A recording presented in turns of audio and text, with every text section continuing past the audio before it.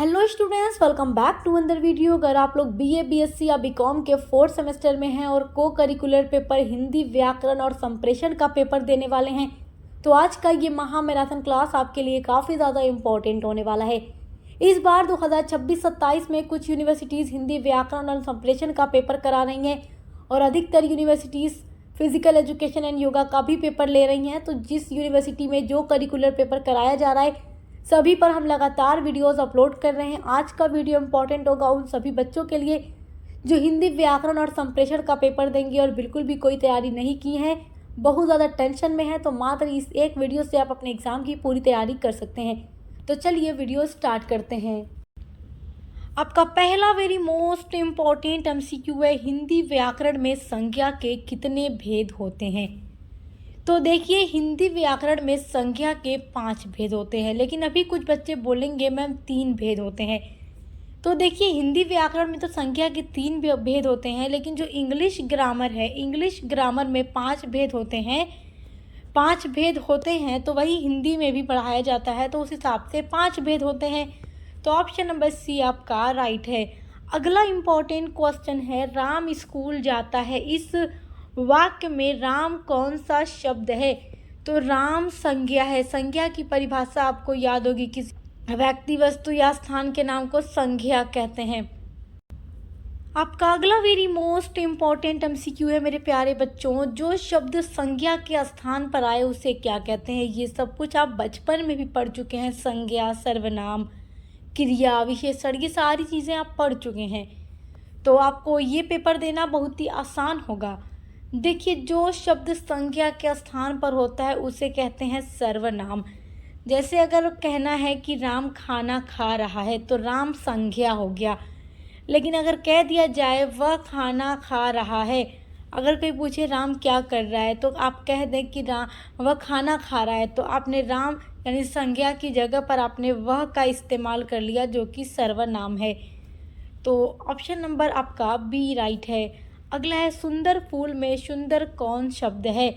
तो सुंदर फूल में सुंदर, फूल सुंदर है तो ये फूल की खासियत है, विशेषता है। तो सुंदर फूल में सुंदर शब्द होगा आपका विशेषण। ऑप्शन नंबर डी आपका राइट है। अगला इम्पोर्टेंट MCQ है, क्रिया का मुख्य कार्य क्या है। This is very most important MCQ। आपने कुछ भी नहीं तैयार किया है तो मात्र इस एक वीडियो को पूरा एंड तक देखकर चले जाइए, आपकी पूरी तैयारी हो जाएगी। क्रिया का मुख्य कार्य होता है, क्रिया में कार्य को बताया जाता है। कार्य यानी कोई क्या काम कर रहा है। तो ऑप्शन नंबर ए आपका राइट है। अगला है, मैं खेल रहा हूँ में कौन सा काल है। खेल रहा हूँ ये वर्तमान की बात हो रही है, तो इसमें वर्तमान काल है। ऑप्शन नंबर सी राइट है। जो पढ़ता है वही सफल होता है, ये कौन सा वाक्य है। जो पढ़ता है वही सफल होता है। तो देखिए, जो पढ़ता है वही सफल होता है, ये मिश्र वाक्य होगा। ऑप्शन नंबर आपका बी राइट है। अगला है, वह और मैं बाजार गए, ये कौन सा वाक्य है। तो वह और मैं, तो बीच में और जो है वह और मैं को जोड़ रहा है, तो ये संयुक्त वाक्य है। ऑप्शन नंबर डी आपका राइट है। अगला इम्पोर्टेंट आपका MCQ है। देखिए, आपका अगला इम्पोर्टेंट MCQ है, भाषा का सबसे छोटा रूप क्या कहलाता है। तो वर्ण कहलाता है। ऑप्शन सी राइट है। अगला इम्पोर्टेंट आपका MCQ है, हिंदी वर्णमाला में स्वर कितने होते हैं। तो 11 होते हैं। ऑप्शन नंबर बी आपका राइट है। अगला इम्पोर्टेंट क्वेश्चन है, क्या कहलाता है। तो ये विसर्ग कहलाता है। ऑप्शन नंबर आपका डी राइट है। अगला है, क क घ ग किस वर्ग के अक्षर हैं। तो क ख ग घ किस वर्ग के अक्षर होंगे। तो ये कंठ वर्ग के अक्षर होंगे। ऑप्शन नंबर सी आपका राइट है। This is very important MCQ। अगला है, विद्यालय शब्द कौन सी संधि है। तो इसमें स्वर संधि होगी। विद्यालय शब्द में स्वर संधि होगी। ऑप्शन नंबर ए आपका राइट है।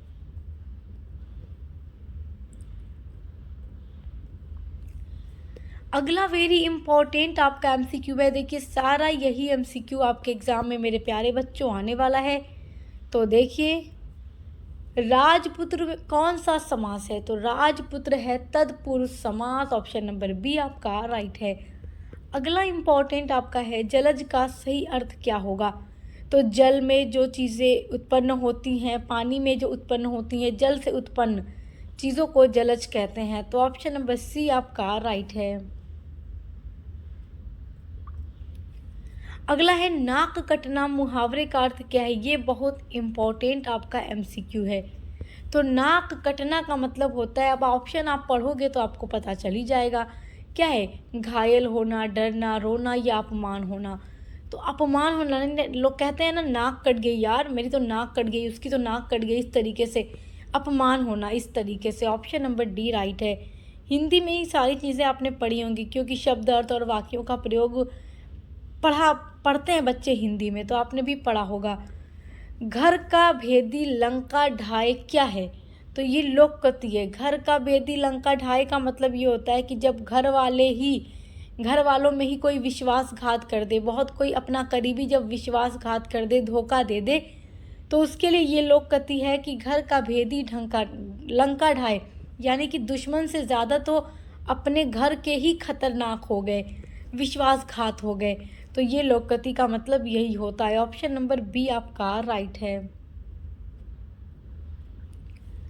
अगला वेरी मोस्ट इम्पॉर्टेंट एमसीक्यू है, संप्रेषण का मुख्य उद्देश्य क्या है? संप्रेषण का मतलब होता है बातचीत करना यानी कि संवाद स्थापित करना। ऑप्शन नंबर सी राइट है। अगला है मौखिक संप्रेषण का उदाहरण कौन सा है? ऑप्शन ए है भाषण, ऑप्शन बी है पत्र, ऑप्शन सी है ईमेल, ऑप्शन डी है विज्ञापन। तो भाषण में मौखिक होगा यानी बोलकर बात होगी, क्योंकि पत्र या ईमेल तो रिटन होता है, लिखित होता है। तो मौखिक में आपका भाषण होगा। ऑप्शन नंबर ए आपका राइट है।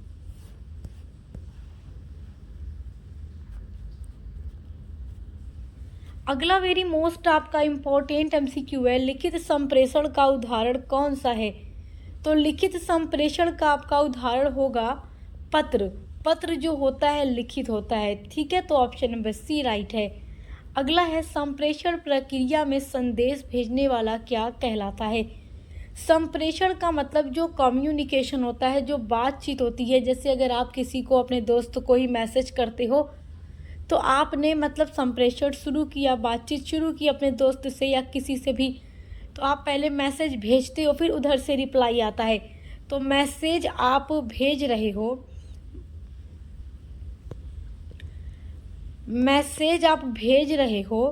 तो उधर से रिप्लाई आ रहा है, तो मैसेज आप भेज रहे हो तो आप होगे प्रेषक यानी सेंडर।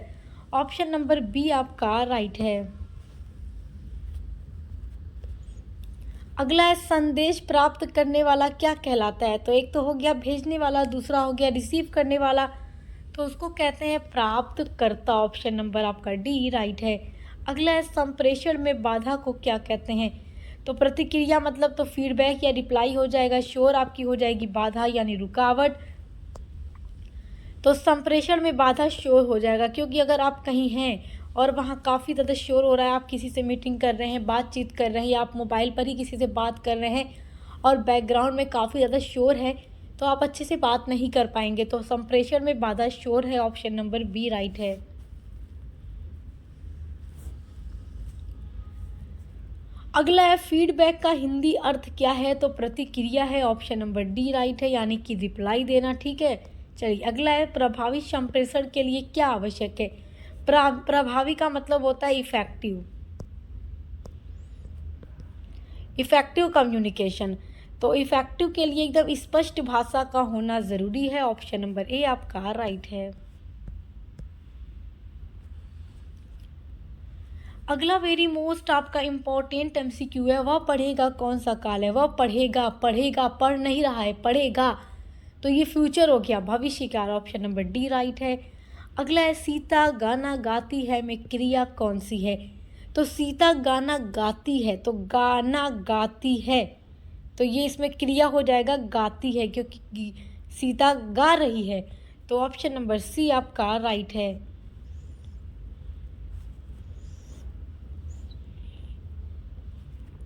अगला वेरी मोस्ट आपका इम्पोर्टेंट एमसीक्यू है, राम और श्याम मित्र हैं में कौन सा समूह समुच्चय बोधक है, तो राम और श्याम को जोड़ रहा है और हो जाएगा समुच्चय बोधक। ऑप्शन नंबर ए आपका राइट है।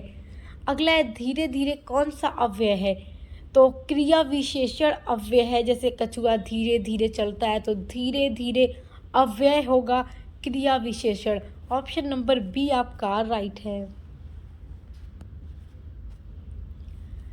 राम ने फल खाया में कर्ता कौन है, कर्ता का मतलब जो कर रहा है, तो राम फल खा रहा है तो कर्ता खाने वाला ही कर्ता होगा, तो कर्ता हो जाएगा राम। ऑप्शन सी आपका राइट है। अगला है ने कौन सा कारक चिन्ह है। ये सारा बहुत ही ज़्यादा इम्पोर्टेंट एमसीक्यू है, सारे ऐसे ही एमसीक्यू आपके आएंगे। तो ने यानी कि श्याम ने खाना खाया, ने श्याम ने आ गया ना, तो ने कौन सा कारक चिन्ह होता है, कर्ता, यानी कि श्याम फिर ने, यानी श्याम ने खाना खाया तो श्याम कर्ता हो गया, फिर उसके बाद ने, तो ऑप्शन नंबर आपका डी राइट होगा। अगला है पेड़ से फल गिरा में कौन सा कारक है, तो अपादान। ऑप्शन नंबर ए आपका राइट है। अगला है राम का घर में कौन सा कारक है, तो संबंध कारक है। कौन सा कारक है, संबंध कारक। ऑप्शन नंबर आपका डी राइट है। अगला है वह बहुत तेज दौड़ता है में तेज क्या है, तो तेज हो जाएगी क्रिया विशेषण। वह बहुत तेज दौड़ता है, तो ये क्रिया विशेषण हो जाएगा। ऑप्शन नंबर सी राइट है। अगला है पढ़ाई शब्द में प्रत्यय कौन सा है। अब देखो पढ़, आप यहाँ पर प्रत्यय को समझिएगा, पढ़ प्लस आई, तो पढ़ प्लस आई मिलकर बन जाता है आपका पढ़ाई। तो ये वाला जो आ है वो प में आ की मात्रा लग जाती है, तोड़ा पढ़ाई, तो आई प्रत्यय हो गया जो कि पढ़ में लगाया गया, तो पढ़ में आई जब लगा तो पढ़ाई बना। तो इस तरीके से आपका प्रत्यय कौन सा होगा, आई होगा। ऑप्शन नंबर बी राइट है। अगला है विद्यार्थी शब्द का संधि विच्छेद क्या है, तो ऑप्शन नंबर ए आप देखो विद्या प्लस अर्थी, फिर ऑप्शन बी है विद्या प्लस अर्थ, विद्या प्लस अर्थी या विद्यार्थी, तो देखो विद्या प्लस अर्थी। ऑप्शन नंबर ए आपका राइट है। अगला है चक्रपाणी कौन सा समास है, तो ये बहुव्रीहि समास है। ऑप्शन नंबर डी आपका राइट है। ऑप्शन नंबर डी आपका राइट है। अगला है दाल में काला मुहावरे का मतलब क्या है, तो जैसे आप लोगों ने ये डायलॉग वगैरह सुना भी होगा मूवीज़ ड्रामे में कि दाल में कुछ काला लग रहा है, यानी कि कोई ना कोई संदेह है किसी पर, ठीक है, तो ऑप्शन नंबर बी राइट होगा।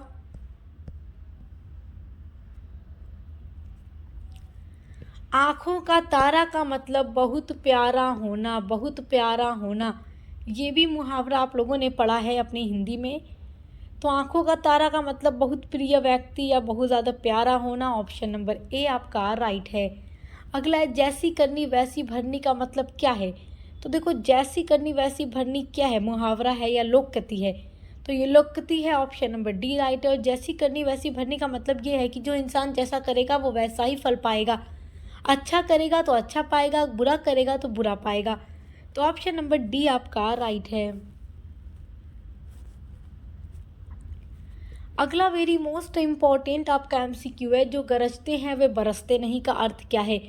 अक्सर ऐसा आप लोगों ने कहते हुए लोगों को सुना होगा कि जो गरजते हैं वो बरसते नहीं, यानी कि जो बहुत ज़्यादा बोलते हैं वो कुछ करके नहीं दिखा सकते, यानी कि दिखावा करने वाले व्यक्ति कार्य नहीं करते। ऑप्शन नंबर बी आपका राइट है।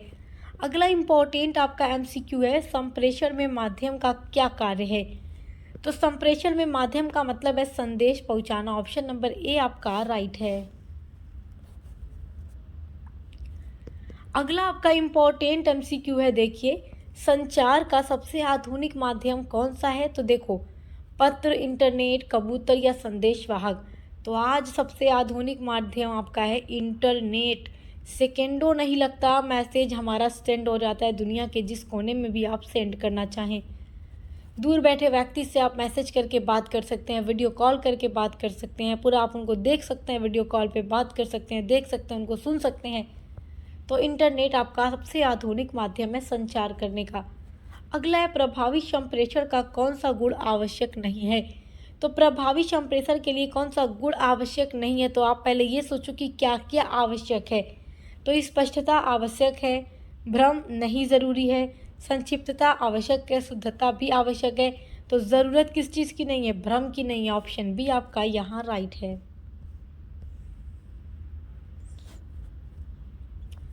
अगला है समूह चर्चा किस प्रकार का संप्रेषण है। तो समूह संप्रेषण है, देखो बहुत आसान है, चारों ऑप्शन में आप पहला वाला देख लो, ऑप्शन ए आपका सही है। अगला है मैं कल बाजार गया था में कौन सा काल है। तो मैं कल बाजार गया था, ये पास्ट हो गया, यानी कि भूतकाल हो गया, तो इसमें आपका सामान्य हो जाएगा। ऑप्शन नंबर सी आपका राइट है। राम ने रोटी खाई में कर्म क्या है। तो राम ने रोटी खाई में राम आपका हो जाएगा क्या है, कर्ता। ठीक है, कर्ता, कर्ता आपका है राम, और राम रोटी खा रहा है तो कर्म हो जाएगा रोटी, कर्म क्या हो जाएगा, रोटी। तो ऑप्शन नंबर आपका डी राइट है, रोटी। अगला है विद्यालय शब्द किस भाषा से आया है। तो विद्यालय शब्द संस्कृत भाषा से आया है। देखो विद्या प्लस आलय, विद्या का मतलब होता है ज्ञान, आलय का मतलब होता है जगह या स्थान या घर, यानी कि विद्या प्राप्त करने वाला घर या ज्ञान प्राप्त करने वाला घर। तो ऑप्शन नंबर बी संस्कृत भाषा से विद्यालय शब्द आया। ऑप्शन बी आपका राइट है। अगला वेरी मोस्ट आपका इम्पोर्टेंट एमसीक्यू है, अधजल कगरी छलकत जाए लोकति का अर्थ क्या है। यानी कि कम ज्ञान वाला व्यक्ति अधिक दिखावा करता है। ठीक है, ऑप्शन नंबर बी आपका राइट है। अगला है हाथ पैर फूलना मुहावरे का मतलब क्या है। तो डर जाना। ऑप्शन नंबर ए आपका राइट है।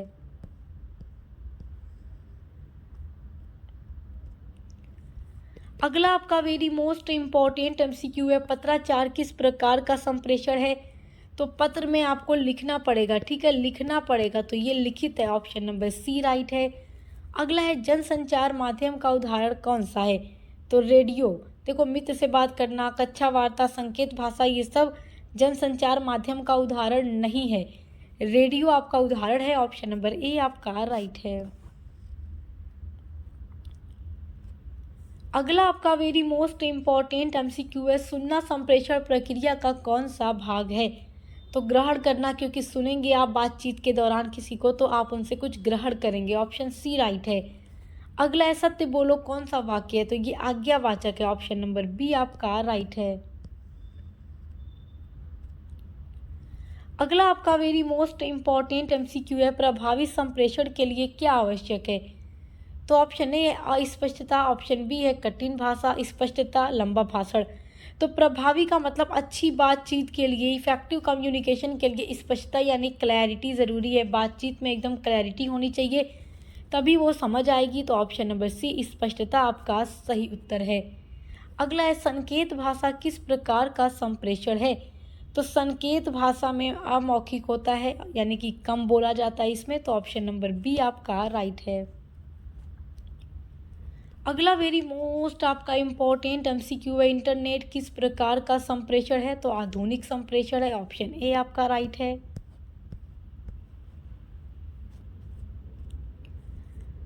अगला आपका मोस्ट इम्पॉर्टेंट एमसीक्यू है, संप्रेषण प्रक्रिया का पहला चरण क्या है। तो संदेश तैयार करना है। ऑप्शन नंबर बी राइट है। अगला है टेलीफोन किस प्रकार का संप्रेषण है। तो ये मौखिक है, टेलीफोन में बोलकर बात की जाती है। ऑप्शन सी राइट है। अगला है ईमेल किस प्रकार का संप्रेषण है। तो ईमेल में लिखना होता है, क्या करना होता है, लिखना होता है, फिर सेंड करना होता है। तो ये रिटेन हो गया आपका, यानी लिखित कम्युनिकेशन। ऑप्शन नंबर आपका ए राइट है। अगला है संप्रेषण में माध्यम का कार्य क्या है। तो माध्यम का कार्य होता है मैसेज को पहुंचाना। जैसे आप ईमेल के माध्यम से मैसेज भेजोगे, व्हाट्सएप के माध्यम से भेजोगे, पत्र के माध्यम से कैसे भेजोगे, वो आपका माध्यम है। तो उसका मतलब संदेश पहुंचाना, इन्फॉर्मेशन सेंड करना होता है। ऑप्शन नंबर ए आपका राइट है। अगला आपका वेरी इंपॉर्टेंट एमसीक्यू है, प्रभावी संप्रेषण का प्रमुख गुण क्या है। तो संक्षिप्तता, यानी कि मैसेज जो है, बातचीत जो है छोटी भी होनी चाहिए और प्रभावी भी होनी चाहिए। ऑप्शन नंबर आपका डी राइट है। अगला है संप्रेषण में चेहरे का हाव भाव क्या कहलाते हैं। तो जब अगर आप किसी से बात करते हैं तो आप चेहरे से ही पता लगा लेते हैं कि ये इंसान मेरी बात को सुनने में इंटरेस्टेड है या नहीं। अगर वो आपकी बातों को गौर से सुन रहा है तो उसका फेशियल एक्सप्रेशन जो होगा, चेहरे का जो आप रंग रूप होगा वो अच्छा होगा, वो खुशी से बात सुनेगा सुनेगी। लेकिन अगर कोई व्यक्ति से आप बात कर रहे हो, वो आपकी बातों को नज़रअंदाज कर रहा है, इधर उधर देख रहा है, मुंह टेढ़ा कर रहा है, तो इसका मतलब ये है कि उसके चेहरे के हाव भाव से पता चल रहा है कि वो आपकी बात को सुनने में इंटरेस्टेड नहीं है। तो संप्रेषण यानी बातचीत के दौरान चेहरे का हाव भाव क्या कहलाता है। तो ये अमौखिक संकेत होता है, यानी कि अमौखिक बॉडी लैंग्वेज से पता चलता है। ऑप्शन नंबर बी आपका राइट है। अगला आपका वेरी मोस्ट इम्पॉर्टेंट है, रेडियो में कौन सा संप्रेषण होता है। तो श्रव्य यानी कि केवल ऑडियो होता है, दिखाई नहीं देता, दृश्य नहीं होता, केवल श्रव्य यानी ऑडियो यानी सुनना होता है। ऑप्शन नंबर ए आपका राइट है। अगला है टेलीविज़न किस प्रकार का माध्यम है। तो टेलीविज़न में हम देखते भी हैं सुनते भी हैं, तो ये ऑडियो विजुअल यानी श्रव्य दृश्य है। ऑप्शन नंबर सी राइट है। अगला आपका वेरी मोस्ट इम्पॉर्टेंट आपका एमसीक्यू है, देखिए। संप्रेषण कौशल का विकास किससे होता है। तो अभ्यास से होता है। ऑप्शन ए राइट है। मोबाइल फ़ोन किस प्रकार के संप्रेषण का माध्यम है। तो आधुनिक। ऑप्शन नंबर बी राइट है।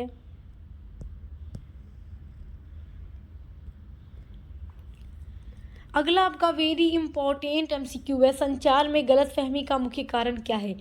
तो बातचीत के दौरान अगर किसी को गलतफहमी हो जाएगी तो अस्पष्ट संदेश चला जाएगा, यानी जो मैसेज देना होगा, जो इन्फॉर्मेशन देनी होगी वो एकदम क्लियर नहीं होगी। ऑप्शन नंबर सी आपका राइट है। प्रभावी वक्ता का क्या गुण है। आत्मविश्वास। ऑप्शन नंबर बी आपका राइट है।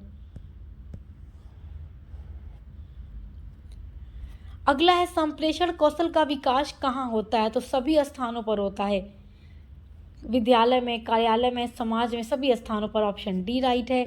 अगला है संप्रेषण में समीपता का क्या अर्थ है, यानी कि निकटता या पास होना। ऑप्शन नंबर ए आपका राइट है।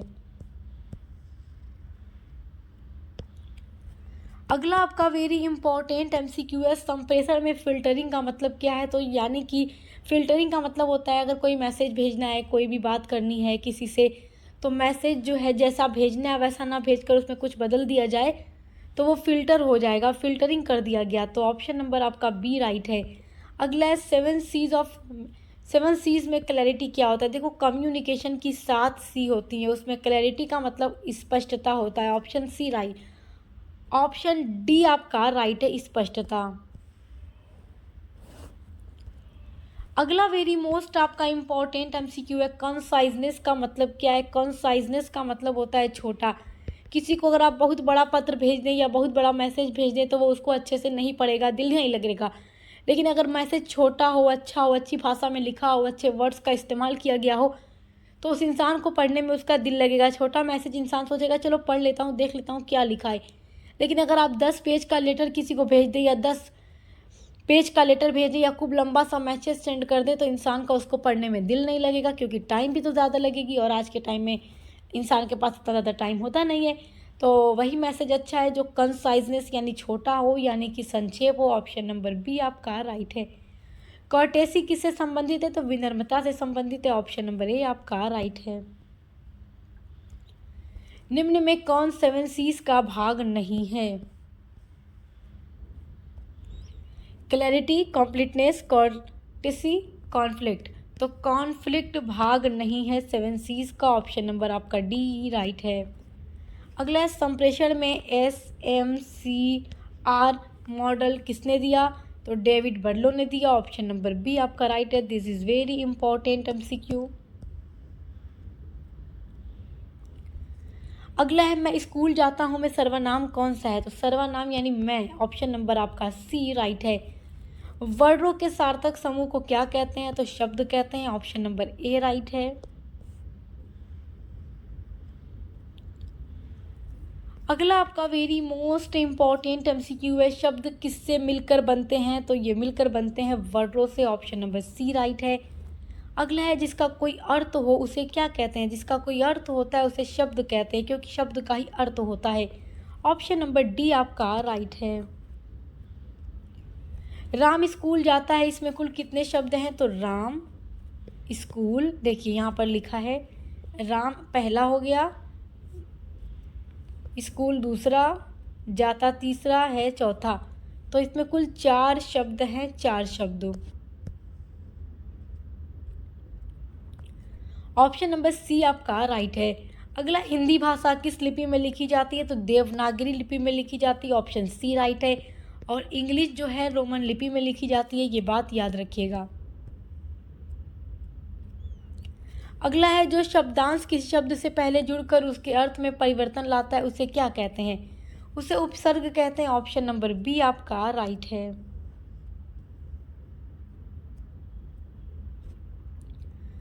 अगला है, जिन शब्दों के अर्थ समान मिलते जुलते हैं उन्हें क्या कहते हैं? उन्हें पर्यायवाची कहते हैं, ऑप्शन नंबर बी आपका राइट है। अगला है, हिंदी में कुल मूल व्यंजन वर्णों की संख्या कितनी मानी जाती है? तो मूल व्यंजन वर्णों की संख्या 33 मानी जाती है, ऑप्शन नंबर ए आपका राइट है। तो आज की वीडियो में मैंने आपको पूरा 100 MCQ बताया है, जो आपके लिए वेरी वेरी इंपॉर्टेंट है। आप इनको तैयार कर लीजिएगा, ये आपके को करिकुलर पेपर में 100% गारंटी है कि आने वाला है। और को करिकुलर के अलावा भी आपके बीए के हर एक सब्जेक्ट की क्लासेस चल रही हैं, तो आप चाहे कोई भी सब्जेक्ट पढ़ते हैं उसके लिए विजिट करके ज़रूर देखिएगा। अच्छे से पढ़ाई करते रहिए। Best of luck. अब मिलते हैं अगली वीडियो के साथ।